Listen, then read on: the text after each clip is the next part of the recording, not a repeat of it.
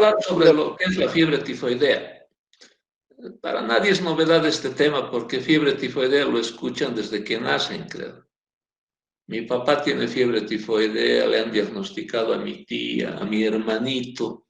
Y en realidad es un tema interesante, según el enfoque que le demos. Vamos a revisar un poquito, y no confundan, fiebre tifoidea es parte de la salmonelosis. Cuando uno dice infección por salmonela, uno a veces piensa que solo es la fiebre tifoidea. Pueden haber 2000 o más serotipos de salmonelas.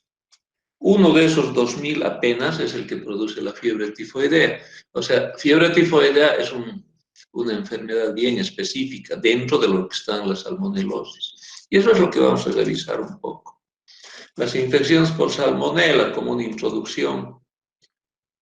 ¿Qué son las salmonelas? Son bacilos gram negativos, son no formadores de esporas y tienen en uno de los polos varios flagelos. Por eso se llaman peritricosos, que le dan la motilidad a la salmonela.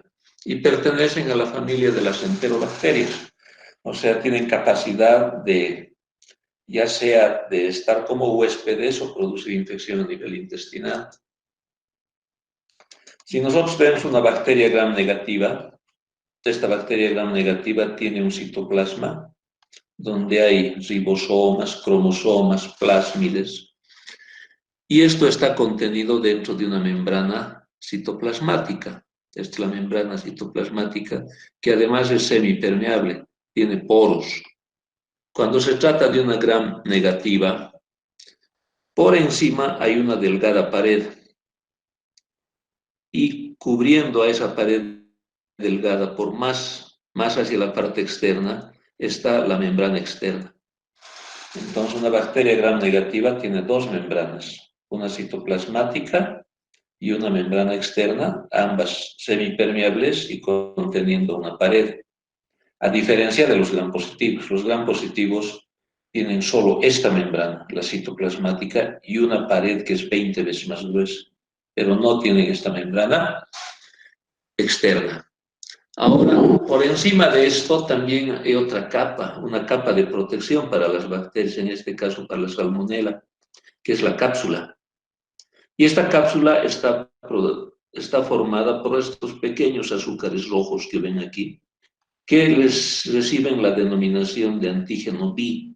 B deriva de virulencia, es el antígeno B en la salmonela. Las Klebsiellas, por ejemplo, es el antígeno A. Y así tienen que componen la cápsula. En la salmonela y en los gram negativos también hay una estructura que sale de la pared de la membrana externa, se llama lipopolisacárido. Todo esto es el lipopolisacárido y está formado por el lípido A, la parte más interna, o endotoxina, que es lo mismo, lípido A o endotoxina, que es parte del lipopolisacárido. Además hay una cadena de unión, el core, y aquí encima está el antígeno somático, ese famoso antígeno somático que tiene todos los gram negativos, en este caso la salmonela, y que incluso a nosotros nos sirve para la prueba del Vidal, ¿no es cierto? Lo que se detecta en el Vidal es la formación de anticuerpos contra esto, contra este antígeno somático. También la salmonela tiene un flagelo, el antígeno H. En el Vidal también nos informan cuando se forman antígenos contra el antígeno H. En el Vidal por eso sale positivo en dilución de 1 en 320, por decirles, al antígeno O, 1 en 160 al antígeno H, o sea, la reacción que hacen o la cantidad de anticuerpos que tienen contra algunos de estos. Le sirve para la motilidad, los flagelos, y también tiene pilis que le sirve para adherirse a las células. Esa es la composición más o menos de las salmonelas. Y de salmonelas hay por lo menos 2000 tipos. Vean, agrupados en 5 grupos. Esta clasificación de Kaufman-White es la más mentada, creo, en grupo A, grupo B, grupo C, grupo D, grupo E. El componente más importante del grupo A es la Salmonella paratifia, produce la fiebre entérica, o sea, la paratifoidea A. El B es la Salmonella paratifidae, produce la fiebre entérica o paratifoidea B. Pero también en este grupo hay cientos de otras bacterias de las salmonelas, el Tifimurium, abortus, que producen gastroenteritis, bacteremia. San Diego, por ejemplo, produce gastroenteritis. A este grupo C pertenece la Salmonella paratificae, que produce la paratifoidea C. Vean, al grupo D es en el grupo donde está la Salmonella típica, que es el objeto de nuestra clase, ¿no es cierto? Produce la fiebre entérica más conocida por nosotros, la fiebre tifoidea. Y el grupo E también hay el Anatum, que produce gastroenteritis, y hay más de 2000, decía, serotipos que producen bacteremia, gastroenteritis, infecciones focalizadas, etcétera, etcétera. Este es el objeto de nuestra clase, el objetivo. Por eso decimos que hay síndromes producidos por las salmonelas. Por ejemplo, la gastroenteritis debe ser la más frecuente, mucho más frecuente que fiebre tifoidea. La mayoría de los serotipos lo producen. Bacteremia, por ejemplo, igual un buen número de salmonelas, el más importante, cólera suiza o Dublín, son los que producen bacteremia. Fiebre tifoidea o paratifoidea es producido por la Salmonella tifi o los 3 paratifis, A, B y C, recuerden la clasificación. Infecciones focalizadas, cualquiera puede producir meningitis, artritis, osteomielitis, endocarditis, etc. Y estado de portador. Estado de portador se refiere que cuando ha pasado la enfermedad seguimos portando la bacteria. Estado de portador crónico, por ejemplo, se llama cuando tenemos la bacteria en el intestino multiplicándose por más de un año. Por supuesto que en ese tiempo ya ha pasado la enfermedad, pero seguimos excretando salmonelas tifis o paratifis. En ese caso vamos a llamarnos portadores crónicos, cuando es más de un año. Pero el estado de portador puede ser también momentáneo, por algunas semanas, eso lo vamos a ir viendo. El tema, ahora, la Salmonella tifi es el único reservorio para la tifi, para el que produce la fiebre tifoidea, es el hombre. Pues el único culpable de las infecciones es el hombre, porque la infección es de hombre a hombre y se transmite por el agua, los alimentos contaminados. En cambio, las salmonelas no tifis, aquellos que producen las gastroenteritis, las infecciones focalizadas, etcétera, pueden ser portadas por aves, por vacunos, por mascotas, serpientes, gatos, etcétera, etcétera. Y se transmite sobre todo en las carnes, en los huevos, la leche y otros alimentos contaminados. En esta clase vamos a hablar de la Salmonella tifi. El único reservorio es el humano, entonces. La estación es la primavera y el verano. Frecuentemente son las estaciones más importantes para la presencia de este tipo de infecciones. Seguramente es más frecuente en la niñez, ¿no? Porque en la edad adulta muchos ya portamos de inmunidad, somos portadores de inmunidad contra estas bacterias. Y en el sexo no hay diferencia. Como preámbulo es importante eso. Permítanme un ratito, les voy a admitir algunos que quieren unirse y se han atrasado.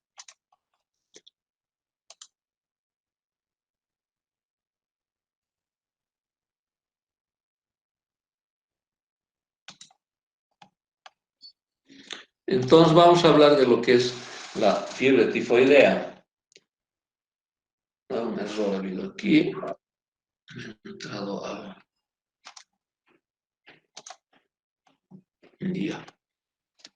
Vamos a hablar de lo que es la fiebre tifoidea. Tiene su historia también la fiebre tifoidea. Era una enfermedad muy importante en Chile, por ejemplo, antes de los años 70, los años 60. La incidencia de fiebre tifoidea era bastante alta, llegaba a 60 por 100.000 por lo menos. Pero con las medidas de higiene que se han implementado, con la mejora del sistema sanitario, la mejora de las alcantarillas, del agua potable, del cuidado en la gente en Santiago de Chile, vean cómo es esta incidencia. En los años 2000, 1990 han ido bajando, prácticamente casi llegar a un 3, 4 por 100.000. Lo mismo ha ocurrido en San Paulo. En los años 60, 50, la incidencia era bastante alta. Y vean con las mejores condiciones de vida que ofrecen ahora estas ciudades, la incidencia ha ido bajando. Y lo mismo ha debido ocurrir en nuestro medio, ¿no? Porque, queramos o no, todo ha ido mejorando desde los años 60, 70, ha ido mejorando la salud, ha ido mejorando la disposición de excretas, ha ido mejorando el tratamiento de agua potable, ha habido educación en cuanto al manejo de alimentos, al consumo de alimentos. Todo eso ha influido para que en nuestro medio también esta enfermedad ya no tenga niveles altos de incidencia. Cuando hablamos de la patogenia, a esta bacteria nosotros, a la Salmonella typhi, la adquirimos a través del tracto enteral, a través de la boca, por ingestión oral. Es importante que haya una buena cantidad de bacterias ingeridas para que produzcan enfermedad. Se dice de 1 en 6, de 1 por 10 a la 6. Eso es 1.000.000 de bacterias necesitamos ingerir. Porque la mayor parte, al atravesar el estómago, se van a destruir. En el estómago se destruye un buen porcentaje. Pero cuando atraviesan y resisten la acidez del estómago, estos van y tienen capacidad de penetrar a través de las células M, se llaman, a los folículos linfoides del intestino delgado, sobre todo en la parte final del intestino delgado. Y allá empiezan a multiplicarse durante 3, 4 días. Después invaden incluso las placas de Peyer, el ilium. Posteriormente, a los ganglios que están dentro del mesenterio, ¿no? Casi en toda la cavidad abdominal, hiperplasian todos esos ganglios que estamos viendo acá. Luego invaden la linfa y la sangre. Cuando invaden la sangre, se acabó el periodo de incubación. Ahí es donde empieza la fiebre, empieza la enfermedad. Todo esto es el camino que recorre la bacteria durante ese periodo de incubación.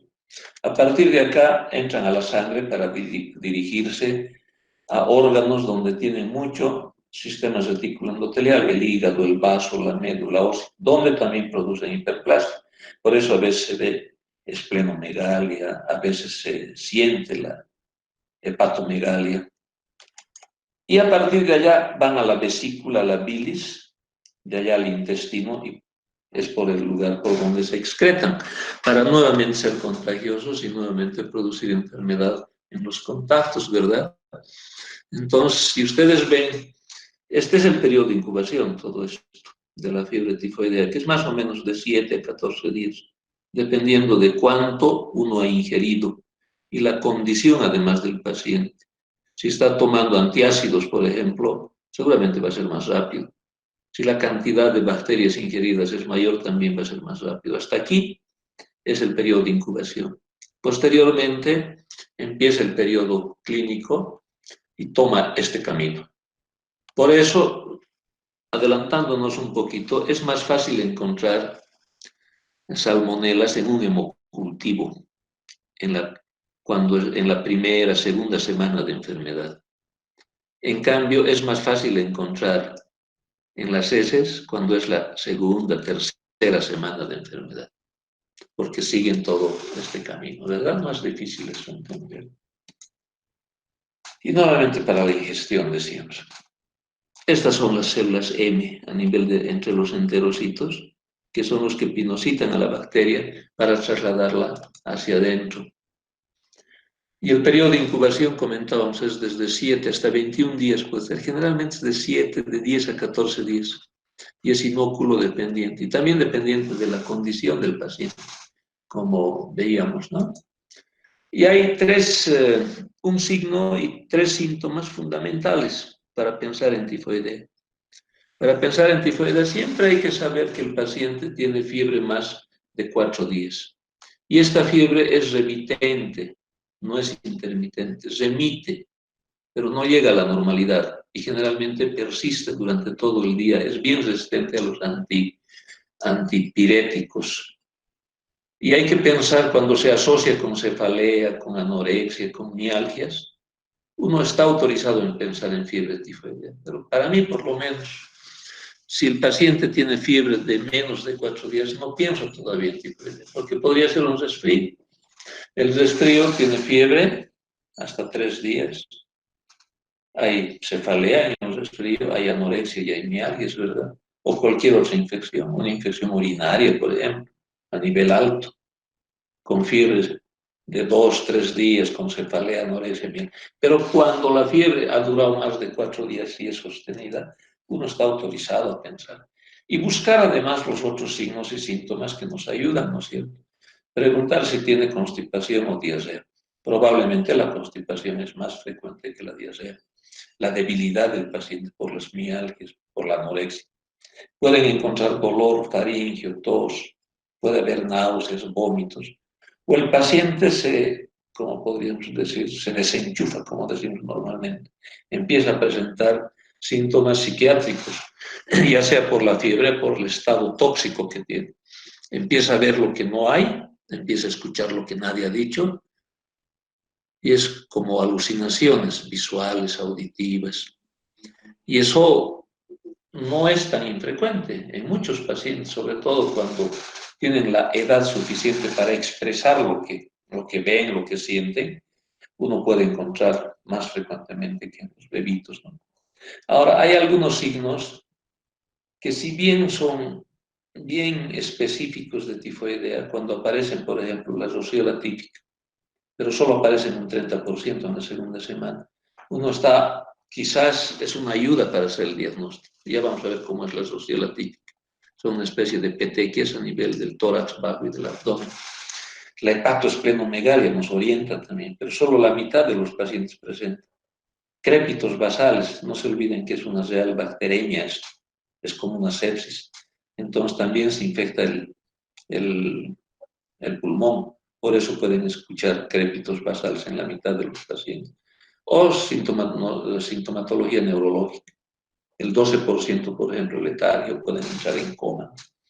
Pero dentro de la clínica, que es el arma fundamental para el diagnóstico, yo les recomiendo que no piensen en tifoidea si el paciente no tiene más de 4 días. ¿Cuántas veces vemos en la consulta, sobre todo, que viene la mamá con su niño por fiebre de un día? Y cuando pretendemos hacer un diagnóstico, la madre nos dice, doctor, ¿y no será fiebre tifoidea? ¿Por qué, señora?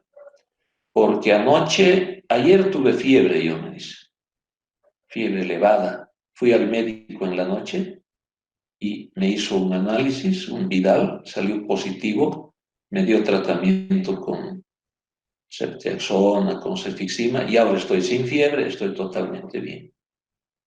No será tifoidea de mi hijo, igual.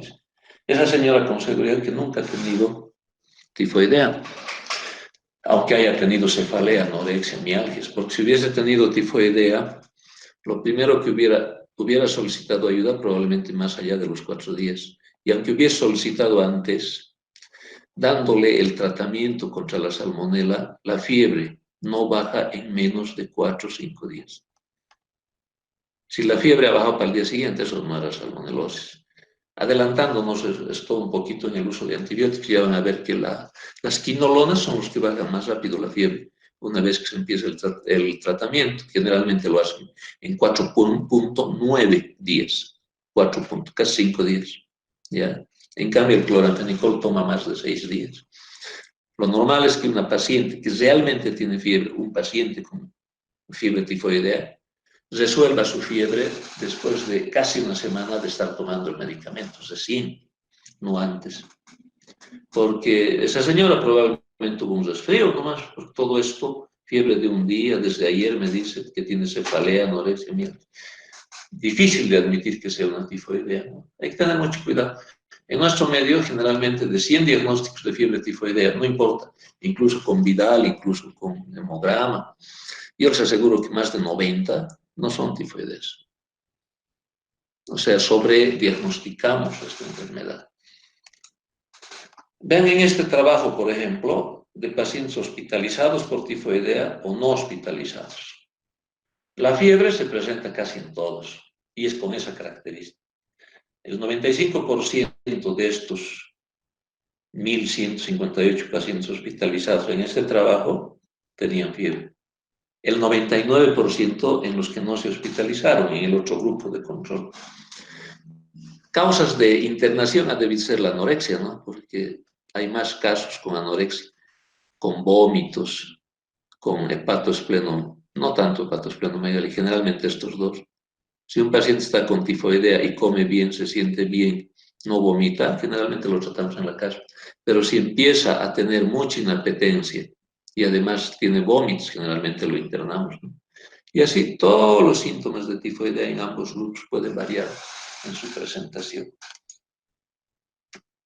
Cuando un paciente está con fiebre tifoidea, un paciente está así, como esta señora, realmente está dolorida, está sin ganas de vivir, está sin ganas de levantarse de la cama, sin ganas de ir al trabajo, está con fiebre elevada.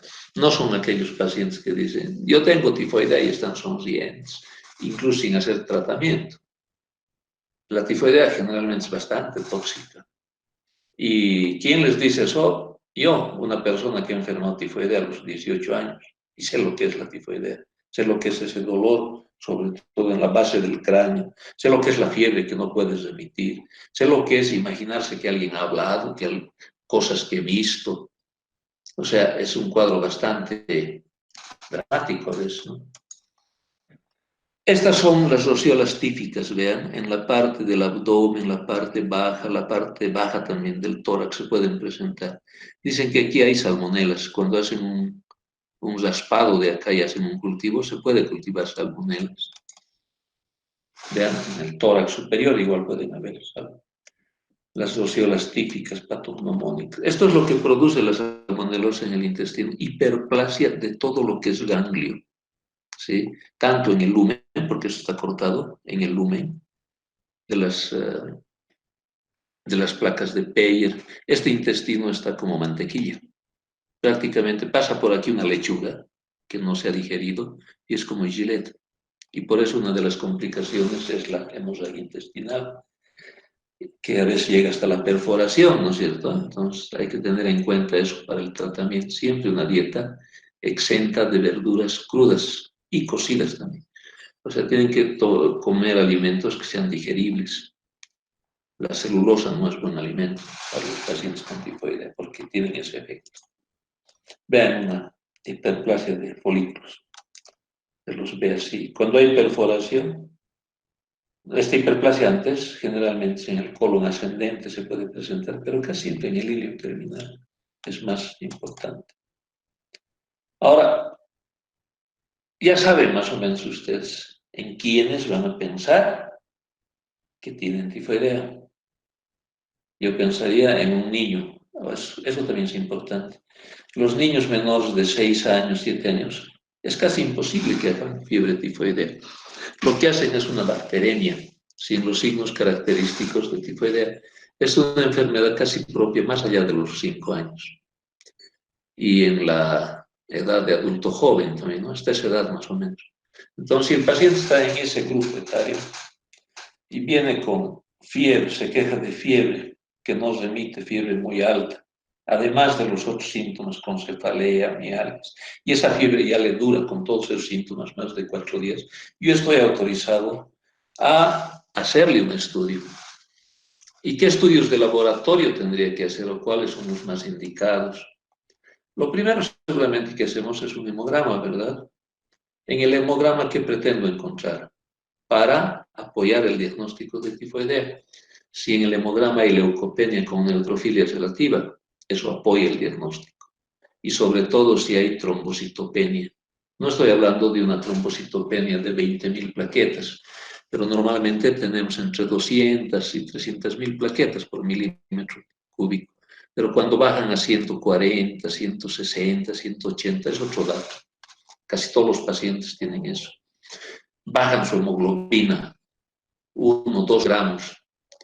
Y los raros, a pesar de tener fiebre, un problema inflamatorio, la velocidad de eritroalimentación está normal o incluso está menos acelerada. La aceleración está más baja, ¿no? A estos pacientes seguramente lo que hacemos aquí en nuestro medio es pedimos una reacción de Vidal. ¿A qué se refiere la reacción de Vidal? ¿En qué consiste? La reacción de Vidal consiste en buscar anticuerpos contra la Salmonella typhi, contra ese antígeno somático y contra ese antígeno del flagelo, el antígeno H. Ustedes saben que los anticuerpos se producen en forma un poco tardía, ¿no es cierto? Generalmente uno se infecta, tardan 7 días en empezar a producirse anticuerpos y para ser detectados tardan otros 7, 10 días. Entonces, lo lógico es pedir el Vidal a partir de la segunda semana, porque en la primera semana lo más probable es que sea negativo, porque todavía no hay producción de anticuerpos en cantidad suficiente para hacer reaccionar esta reacción de Vidal, para dar positiva esta reacción de aglutinación, ¿no?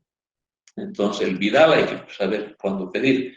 Cuando el enfermo, el paciente, tiene sospecha de fiebre tifoidea de más de una semana de duración ya, en la parte clínica.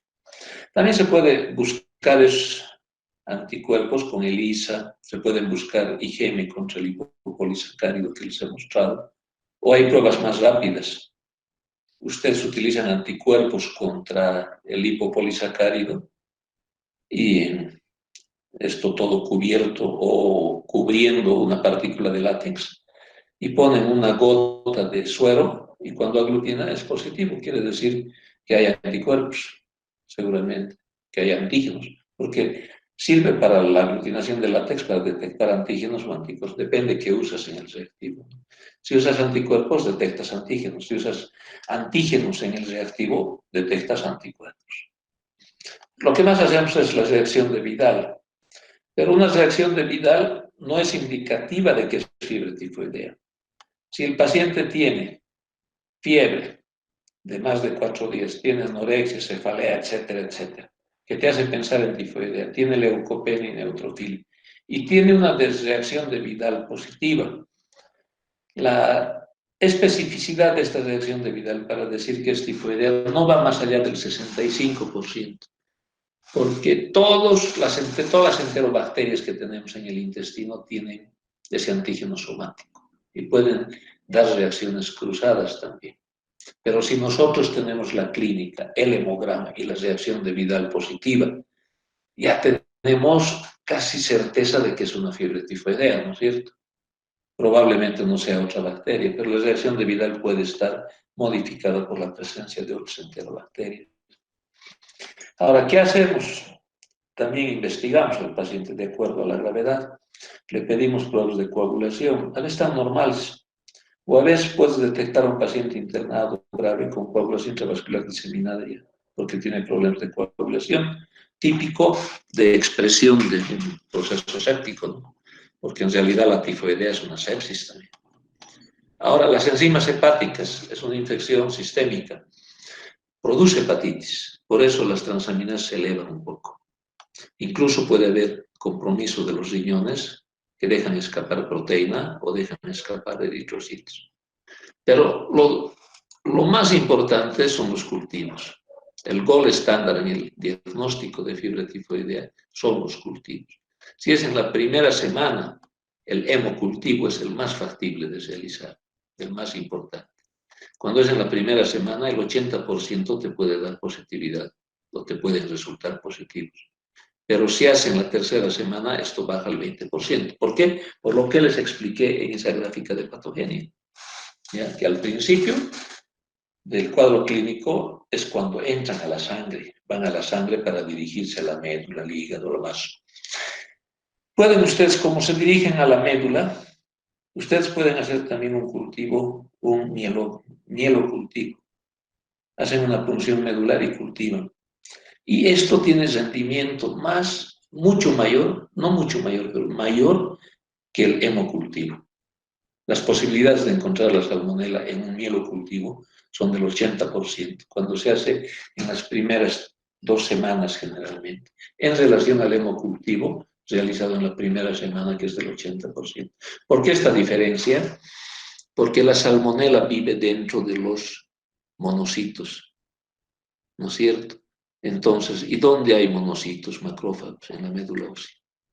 O sea, están gran cantidad de salmonelas vamos a encontrar en la médula, que debe ser el órgano más rico en sistema reticular endotelial, ¿no es cierto? Incluso nosotros, si tenemos un paciente que ya está tomando antibióticos, 1 día, 2 días, probablemente el hemocultivo salga negativo, aunque hagamos en la primera semana. Pero la posibilidad de que salga positivo en la médula todavía existe, porque la cantidad de salmonelas es mayor que en la sangre. En cambio, cuando hacemos un coprocultivo, siempre tratemos de hacer en la etapa final, entre la segunda y la cuarta semana. ¿Ya? ¿Por qué? Porque en la última etapa de la patogenia es cuando se eliminan por la vesícula, por el intestino, ¿verdad? Si ustedes hacen antes de la segunda semana, la posibilidad de encontrar salmonelas es mucho menor. Creo que hasta ahí está, más o menos. Ahora, pero ahí en sangre se puede hacer reacción en cadena de polimeras, se puede hacer en heces, se puede hacer en orina también. ¿Qué es la reacción en cadena de polimerasa? Es la búsqueda de ácidos generalmente DNA, de las salmonelas, restos de DNA en las salmonelas, ¿no es cierto? Entonces, en la reacción se va amplificando eso y se va completando todo lo que son los primers para esos ácidos nucleicos. Entonces, hasta aquí, vean que siempre primero está la clínica. Paciente con fiebre de más de 4 días, con todos los síntomas típicos acompañantes, con un hemograma, con leucopenia, con trombocitopenia, neutrofilia relativa.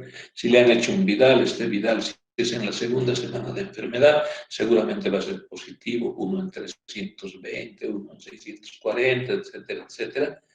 Y si quieren confirmar, el gol estándar siempre va a ser un hemocultivo en nuestro medio, porque muy pocos hacen mielocultivo, pero hay la posibilidad de hacer mielocultivo en la primera semana, segunda semana.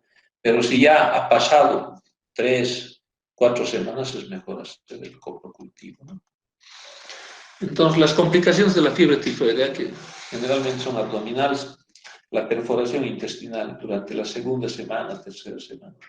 La hemorragia gastrointestinal igual es más frecuente que la perforación, la hemorragia. La hepatitis hemos comentado hace rato, la colecistitis también, generalmente subclínica. Hay complicaciones cardiovasculares, por ejemplo, cambios en los electrocardiográficos.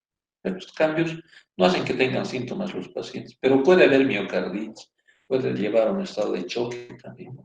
Esto que no sé si es parte del cuadro, son complicaciones, la encefalopatía, por ejemplo, el delirio, el estado psicótico. Esto ya es una complicación, la meningitis, la invasión del espacio subaracnoideo, de estas bacterias, daño en la coordinación, bronquitis, neumonía, puede haber sobreinfecciones por neumococo, lo mismo. Hemos dicho que generalmente baja la hemoglobina, entonces puede haber anemia, como es una sepsis, puede alterarse, puede producirse una coagulopatía, llevando una coagulación vascular diseminada. Otros más leves son la faringitis, los abscesos focales. En las embarazadas puede producir abortos. Las recaídas también son importantes. Y el estado de portador crónico, ¿no? Ven la perforación, sobre todo a nivel del hilo terminal.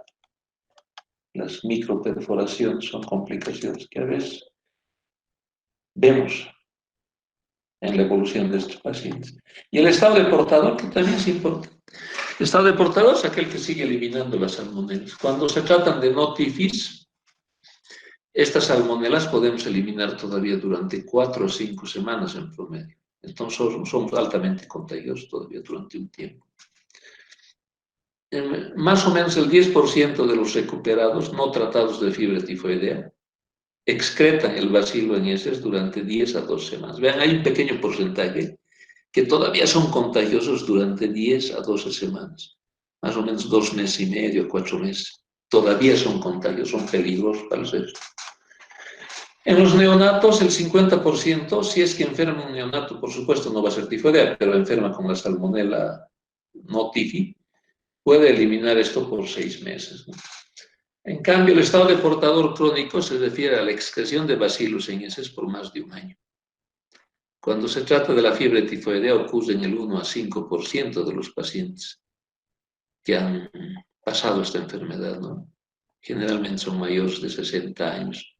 La mayoría son asintomáticos. Ellos probablemente no hagan recaídas de tifoidea, pero sí son peligrosos porque contagian a los que están alrededor.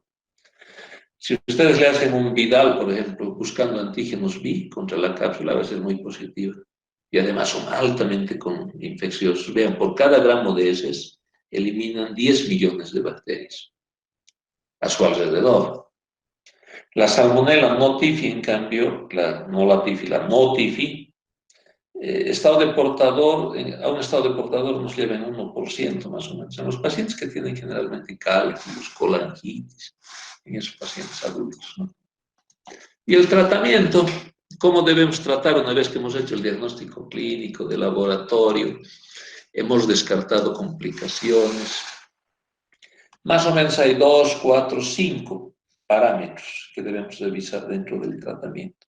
Uno es el reposo relativo. Reposo relativo decimos porque el paciente es el que determina cuánto de reposo va a ser. Y yo les aseguro que si es una fiebre tifoidea, quiere hacer un reposo absoluto.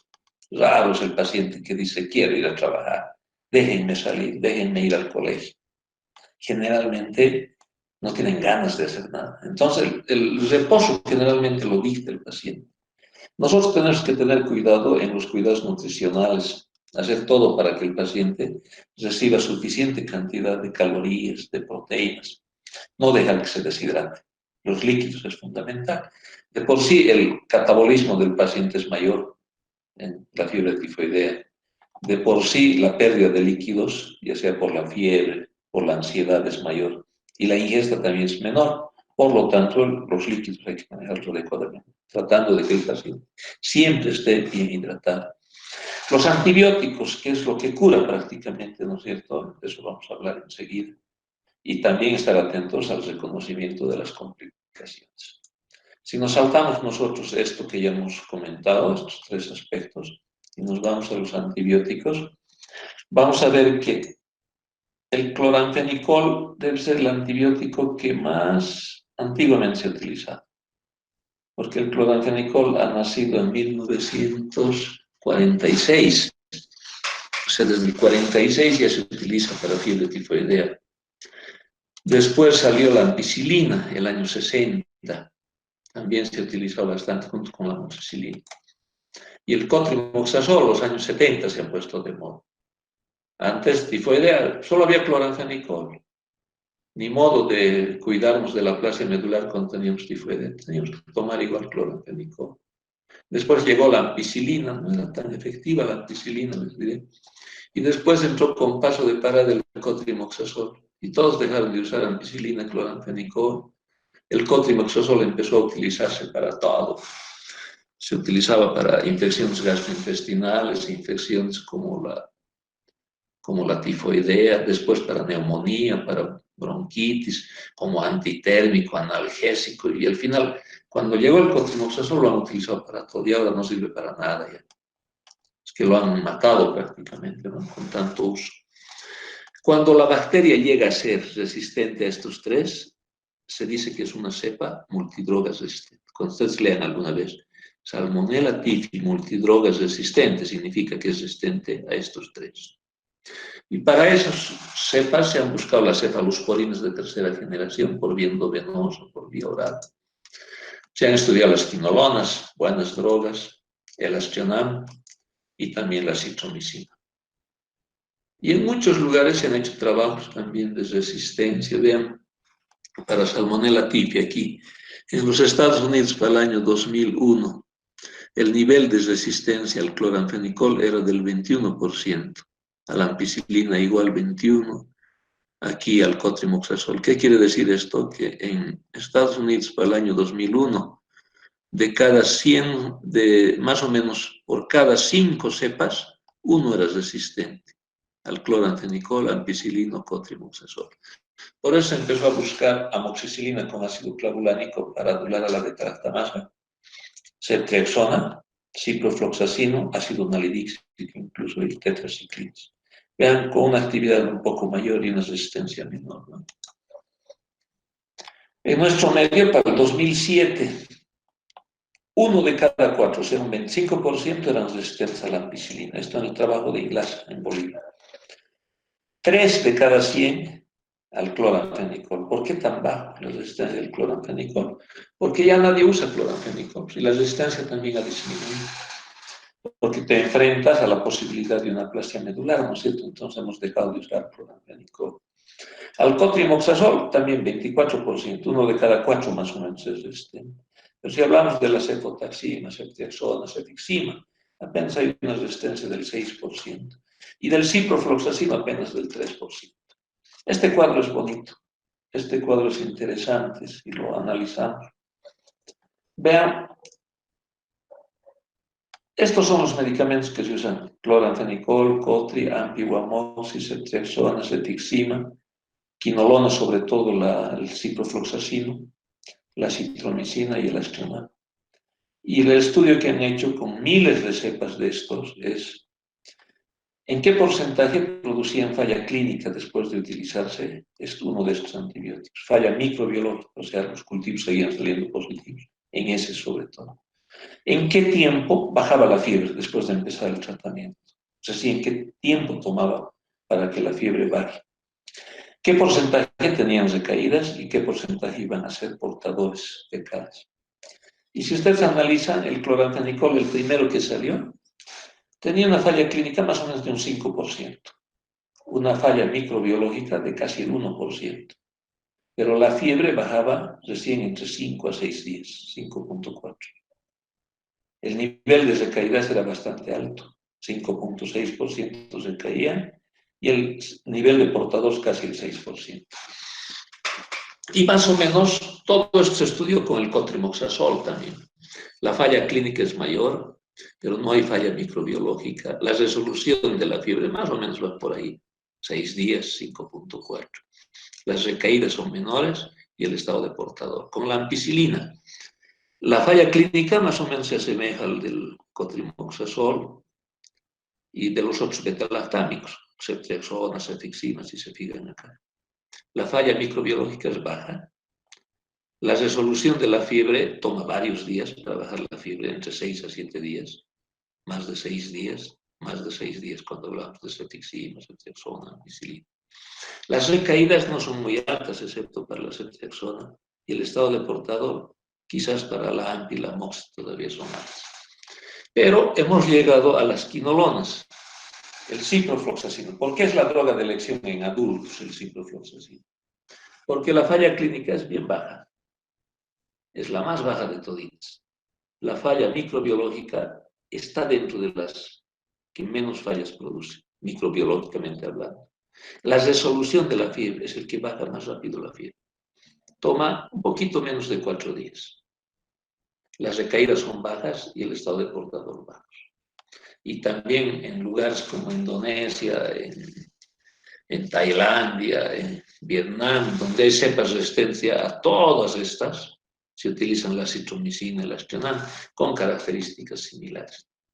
Nosotros en realidad en nuestro medio, cuando tenemos un paciente adulto con tifoidea muy bien sospechada o confirmada, usamos quinolonas, ¿no es cierto?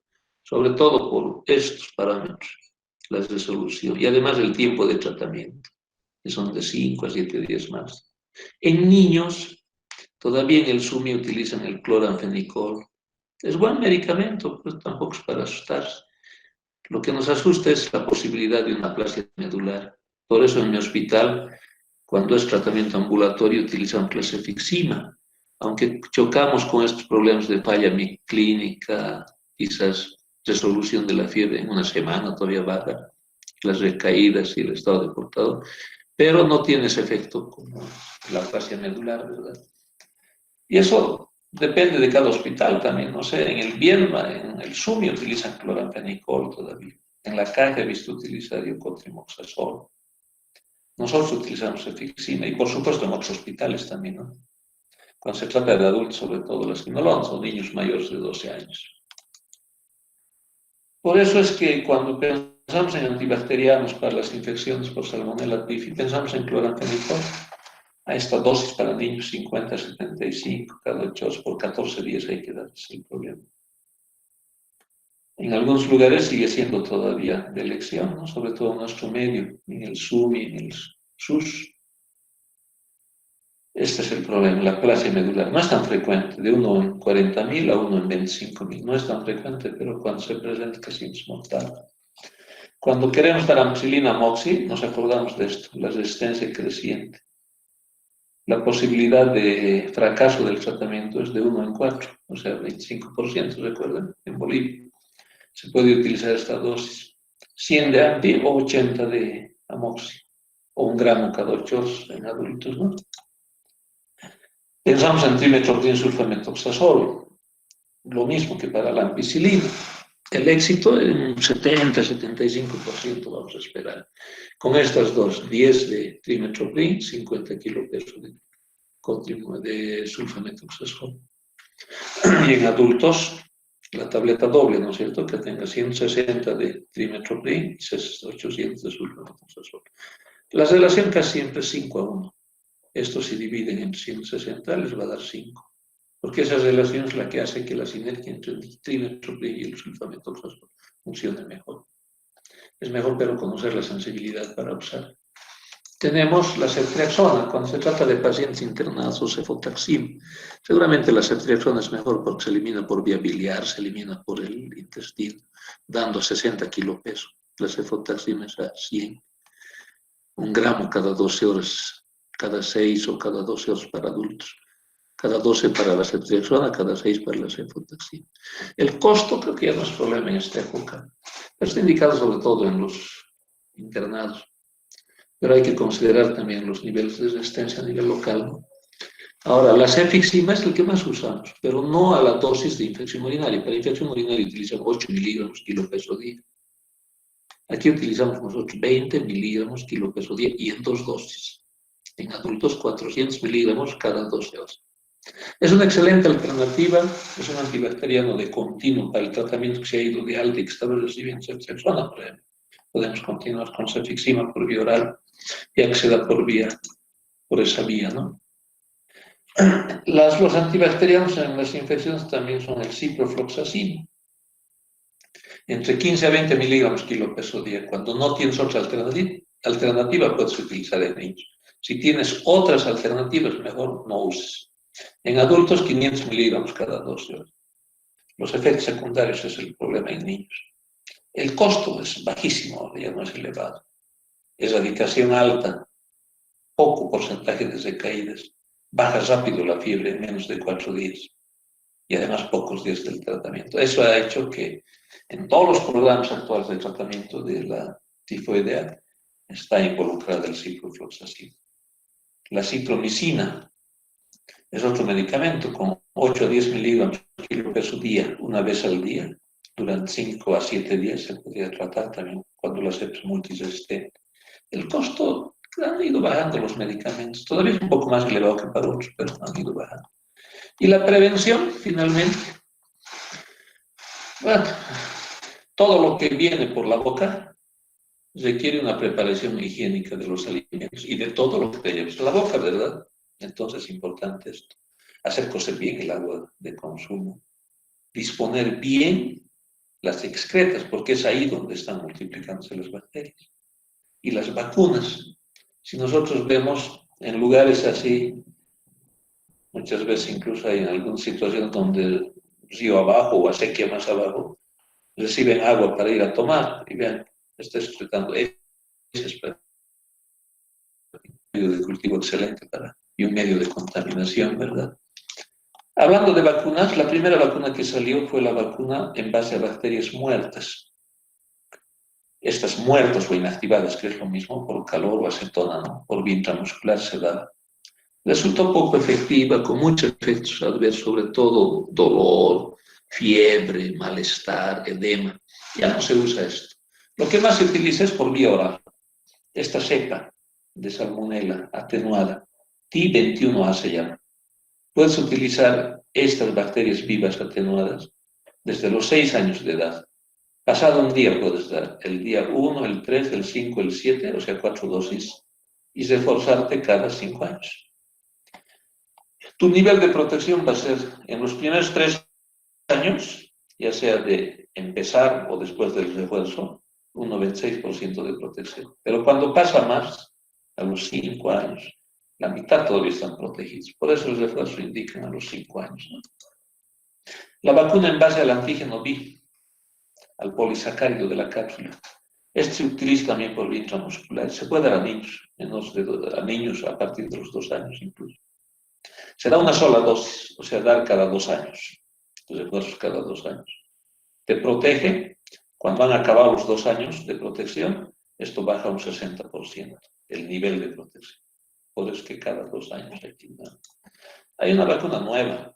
Es ese antígeno B conjugada con una proteína, la exotoxina de la pseudomonas aeruginosa. Por supuesto, esto no es infeccioso, aunque vean pseudomonas, pero son las vacunas conjugadas, como las vacunas que se utilizan para el hemófilus influenza, para el neumococo, solo que el vector es otro, ¿no es cierto? El portador es otro. Se puede administrar también a menores de 2 años por vía intramuscular. La protección durante los 2 años del 92%.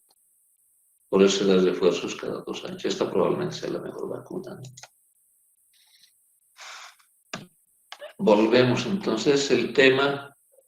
Espero que les sea muy útil. Si tienen algún comentario, alguna pregunta, pueden escribir si gustan.